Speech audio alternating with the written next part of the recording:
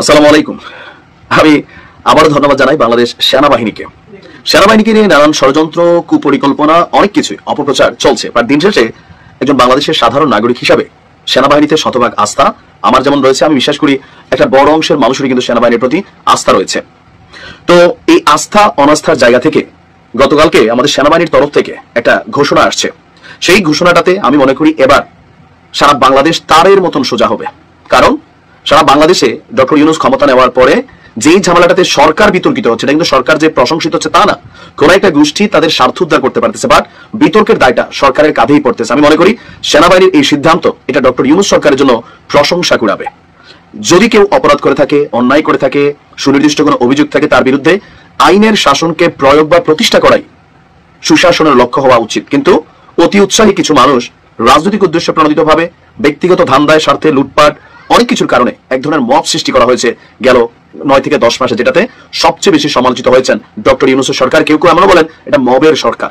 তবে এবার মব বন্ধ হতে যাচ্ছে আনুষ্ঠানিকভাবে, কারণ এর আগে সেনাবাহিনীর এমন কঠোর অবস্থান আমরা দেখিনি।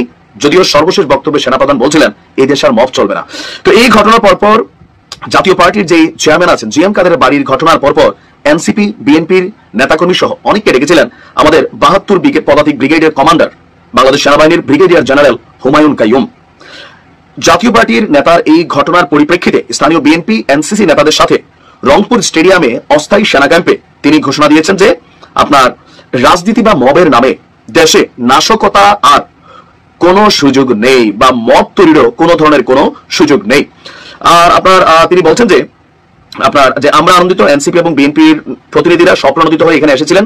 তাদের যে সকল কর্মী আবেগী হয়ে হোক বা যে কোনো কারণে হোক আইন নিজের হাতে তুলে নেওয়ার চেষ্টা করেছিল, কিছু কর্মকাণ্ড করেছিল, আমরা তাদেরকে চিহ্নিত করেছি। আর তারা এই জন্য সরিও বলছে। আর যেহেতু সরি বলছে, সেই কারণে তাদেরকে আপাতত এখানে ক্ষমাসুন্দর দৃষ্টিতে দেখা হয়েছে। তবে এরপরে যদি কেউ ভ্যান্ডালিজম, ভাঙচুর, কোনো কিছু নষ্ট করা, কোনো মবের মাধ্যমে অন্যায়ভাবে বাধা সৃষ্টি করা বা এইসব কর্মকাণ্ড শুধু রংপুরে নয়, সারা বাংলাদেশের কোথাও করার সুযোগ পাবে না, এটা সেনাবাহিনীর ওয়াদা। এবং তিনি বলছেন যে তখনই আমাকে কঠোর পাবেন বা সেনাবাহিনীকে কঠোর পাবেন যখন আপনি নিয়ম ভাঙবেন। তো সেটা যেন আমাকে করতে না হয়, সেনাবাহিনীকে করতে না হয়।